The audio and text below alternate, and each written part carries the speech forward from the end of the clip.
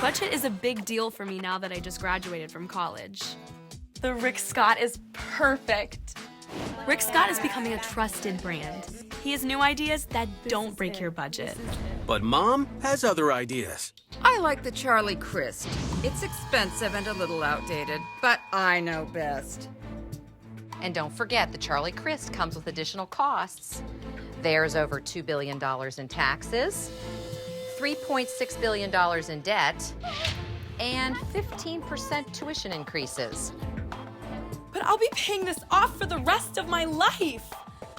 We cannot let her walk out of the voting booth like that. Mom, this is my decision. And I see a better future with Rick Scott. Sometimes it's hard to let go of old styles, but it all worked out in the end because Brittany said yes to Rick Scott.